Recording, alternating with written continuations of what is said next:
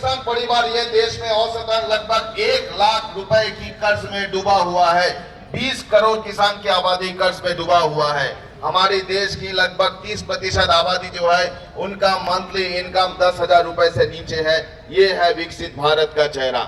ये विकसित भारत में हम मजबूर हुए हैं कि हम किसान मजदूर एक जगह में आके हम अपनी आवाज बुलंद करें। हम मजबूर हुए क्योंकि ये जो मोदी सरकार ये बोल रहे हैं कि उद्योग के लिए, पर पिछले 5 साल में लगभग 2 लाख छोटे मझले उद्योग हमारे देश में बंद हुए हैं और उद्योग में काम करने वाले मजदूर जो है वो बेकार हुए हैं। हमारे देश की उत्पादनशीलता वो पिछले 5 साल में धराधर गिरी है और सरकार का 2 दोस्त है।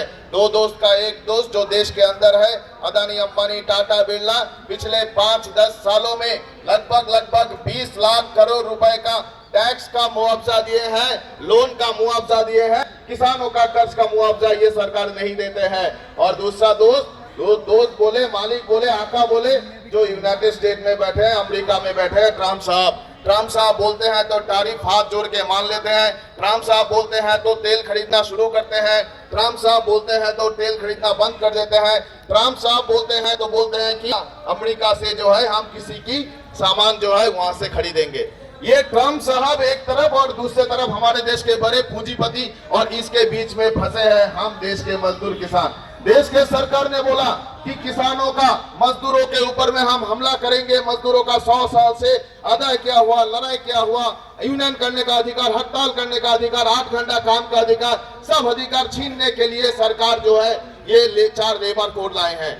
गांव में जो खेतियार मजदूर थे जिनको 100 दिन का काम मिलता था, वो 100 दिन का काम छीन लिया। संगठित मजदूर के ऊपर हमला, उसका असर होगा संगठित मजदूर के ऊपर भी। खेतियार मजदूर के ऊपर में उसका असर होगा, पलायन होगा, और शहरी मजदूर के ऊपर भी। तो पूरे देश का मजदूर वर्ग जो है वो बहुत बड़ा आक्रमण के शिकार है। और किसान के ऊपर बीज बिल लाए हैं। किसान अपना घर का बीज भी नहीं रख सकता, विदेशी कॉर्पोरेट कंपनी से उसको बीज खरीदना पड़ेगा।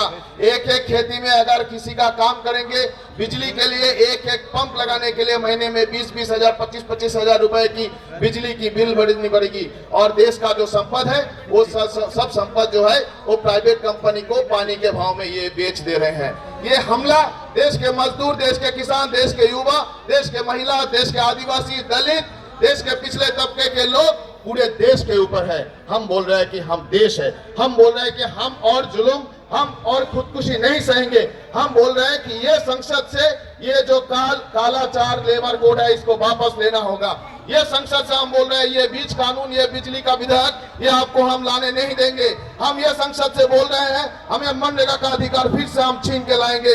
हम बोल रहे हैं ये जो अमेरिका के साथ जो ट्रेड डील कर रहे हैं, ये ट्रेड डील को बंद करना पड़ेगा।